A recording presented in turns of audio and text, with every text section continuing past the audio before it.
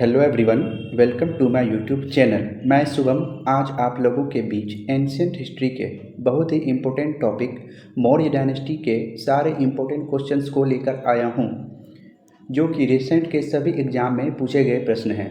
तो आप लोगों के लिए बहुत ही महत्वपूर्ण सेशन होने वाला है। आप सभी इस वीडियो को ध्यान से देखिएगा। तो चलिए शुरू करते हैं आज का सेशन।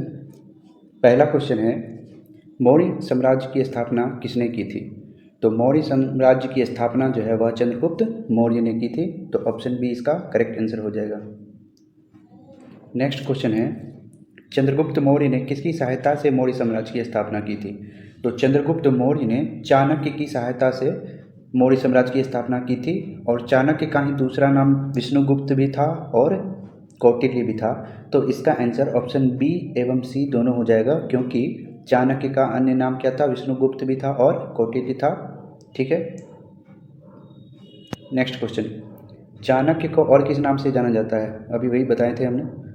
तो चाणक्य को और कौटिल्य, विष्णुगुप्त और चाणक्य नाम से जाना जाता है। तो ऑप्शन ए इसका करेक्ट हो जाएगा।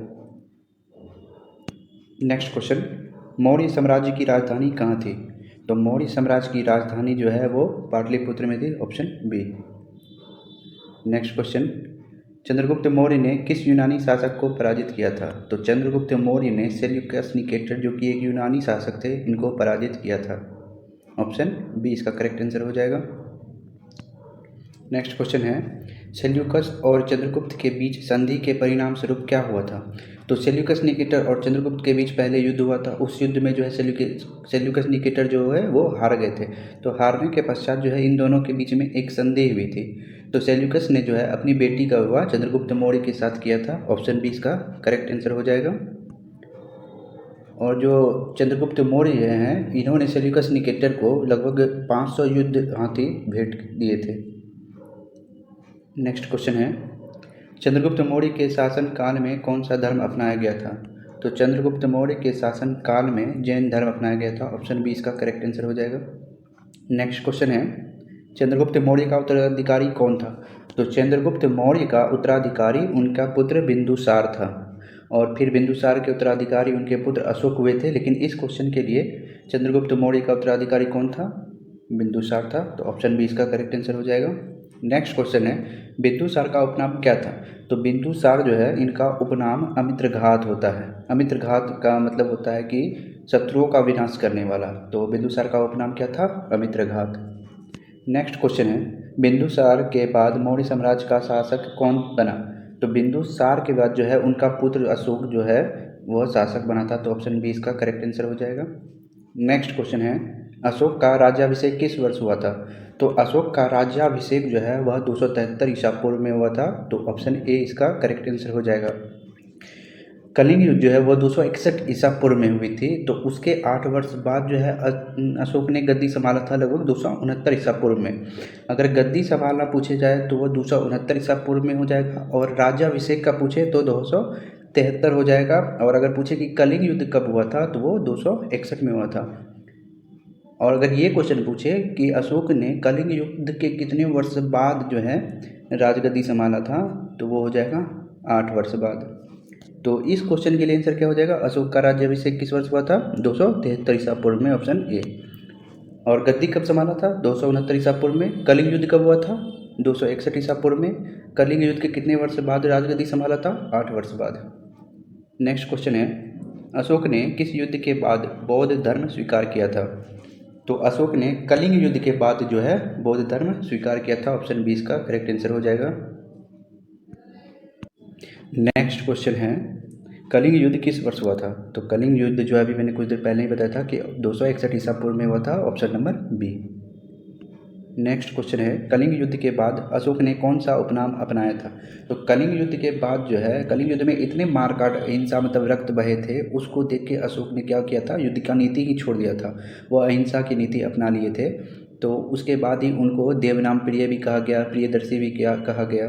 तो इसका answer option A option B दोनों हो जाएगा, क्योंकि कलिंग युद्ध के बाद अशोक ने देवप्रिय, प्रियदर्शी दोनों नाम को अपनाया था। नेक्स्ट क्वेश्चन है, अशोक के धर्म प्रचारकों में कौन थे?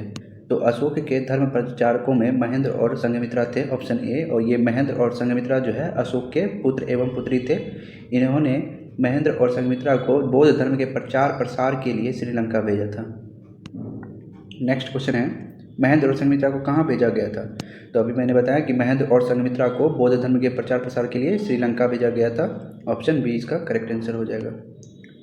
नेक्स्ट क्वेश्चन है, अशोक के शिलालेख किस भाषा में लिखे गए थे?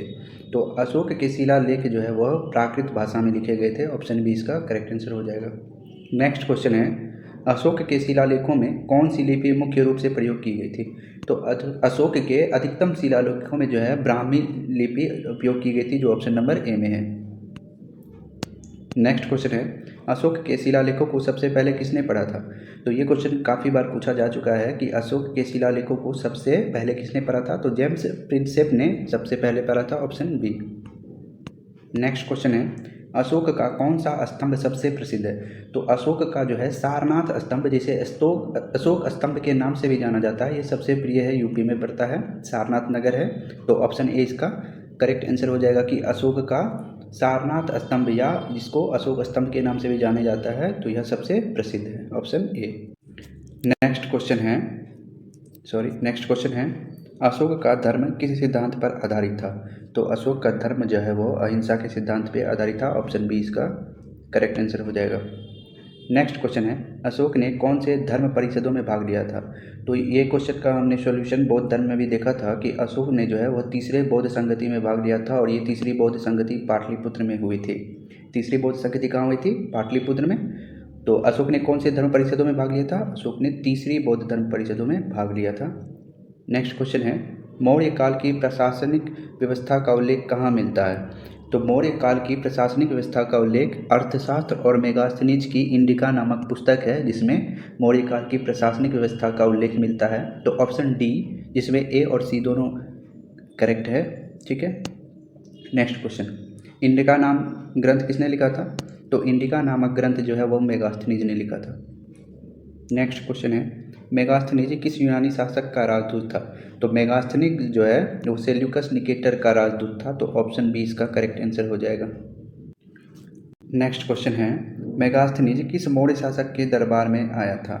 तो मेगास्थनीज जो है वह किस मौर्य शासक के दरबार में आया था? आप लोग बता सकते हैं, वह चंद्रगुप्त मौर्य के दरबार में आया था। ऑप्शन नंबर ए इसका करेक्ट आंसर हो जाएगा। नेक्स्ट क्वेश्चन है, अर्थशास्त्र ग्रंथ किसने लिखा था? तो अर्थशास्त्र ग्रंथ जो है वह चाणक्य ने लिखा था। ठीक है। ऑप्शन नंबर ए, जो कि चंद्रगुप्त मौर्य के क्या थे? वो गुरु थे, चाणक्य। और चाणक्य का अन्य नाम क्या है? विष्णुगुप्त है, कौटिल्य है। तो अर्थशास्त्र ग्रंथ जो है वह चाणक्य ने लिखा था।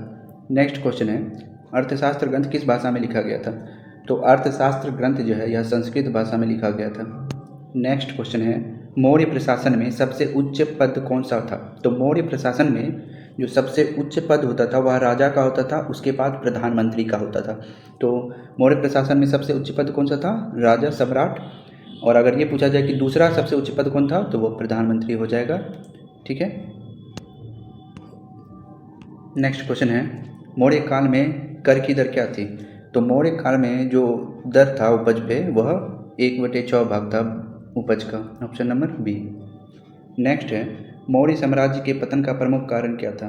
तो अशोक सम्राट के बाद जो जितने भी राजा हुए थे वो बहुत ही कमज़ोर थे, तो जिसमें प्रशासनिक अक्षमता थी, जिसके कारण जो है मौर्य साम्राज्य के पतन का प्रमुख कारण उसे माना जाता है। तो ऑप्शन बी, मौर्य साम्राज्य के पतन का प्रमुख कारण क्या हो जाएगा? प्रशासनिक अक्षमता। नेक्स्ट क्वेश्चन है, अंतिम मौर्य शासक कौन था? अंतिम मौर्य शासक जो है वह बृहद्रथ को माना जाता है, बृहद्रथ को माना जाता है। ठीक है। इसी के सेनापति थे पुष्यमित्र शुंग, जिसने बृहद्रथ के सेनापति थे पुष्यमित्र शुंग, जिसने बृहद्रथ की हत्या की थी और शुंग वंश की स्थापना की थी। तो अंतिम मौर्य शासक कौन था? बृहद्रथ। ए। तो बृहद्रथ की हत्या किसने की थी? पुष्यमित्र शुंग ने। और किस शासन की स्थापना की थी? बृहद्रथ की हत्या करके शुंग वंश की स्थापना की थी पुष्यमित्र शुंग ने। नेक्स्ट क्वेश्चन है, बृहद्रथ की हत्या किसने की थी? तो भैया बृहद्रथ की हत्या पुष्यमित्र शुंग ने की थी और शुंग वंश की स्थापना की थी। तो ऑप्शन ए इसका करेक्ट आंसर हो जाएगा।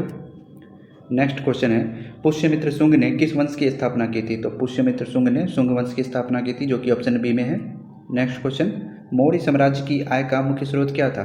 तो मौर्य साम्राज्य की आय का मुख्य स्रोत क्या व्यापार था, या भूमि कर था, या दान था, या युद्ध लूट था? तो मौर्य साम्राज्य के आय का मुख्य स्रोत भूमि कर था। ऑप्शन बी इसका करेक्ट आंसर हो जाएगा। नेक्स्ट क्वेश्चन है, मौर्य प्रशासन में सीताधिकारी का क्या कार्य होता था? तो मौर्य प्रशासन में एक सीताधिकारी नाम से पोस्ट था, जिसका जो है कार्य होता था कृषि भूमि से होने वाले आय और उत्पादन का प्रबंधन करते थे ये लोग।